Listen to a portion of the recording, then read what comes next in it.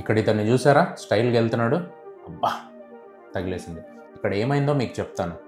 ఆ ట్రైన్ గుద్దినప్పుడు ఇక్కడ స్కాపులా అని అంటాం కదా, షోల్డర్ బ్లేడ్, దానికి గట్టిగా ఇంపాక్ట్ అయ్యి అది తునాతునకలు అయి ఉంటుంది, ముక్కలు ముక్కలు అవుతుంది. అండ్ దీనికి సర్జరీ పడుతుంది.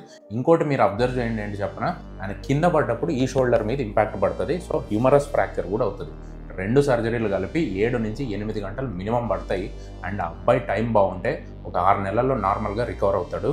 బట్ చాలా వరకు మళ్ళీ రేంజ్ ఆఫ్ మోషన్, మూమెంట్స్, అంత పవర్ అంటే రైట్ సైడ్ ఉన్నంత లెఫ్ట్ సైడ్ రాకుండా కూడా ఉండే ఛాన్స్ ఉంది.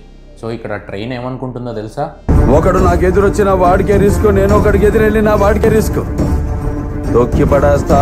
అండ్ ఇక్కడ అన్నిటికంటే బాధాకరమైన విషయం ఏంటంటే ఈ అబ్బాయికి ఫిజికల్ పెయిన్ ఉంటుంది కాదన్ను, బట్ వాళ్ళ ఫ్యామిలీ అంతా ఒక 6 months హాస్పిటల్ చుట్టూ తిరగాలి, ఫైనాన్సెస్ అన్నీ దెబ్బతింటాయి. సో వాళ్ళ కోసమైనా ఇలాంటివి చేయకుండా ఉండాలి. రీల్స్ చేయండి తప్పులేదు, రిస్క్ చేయకండి.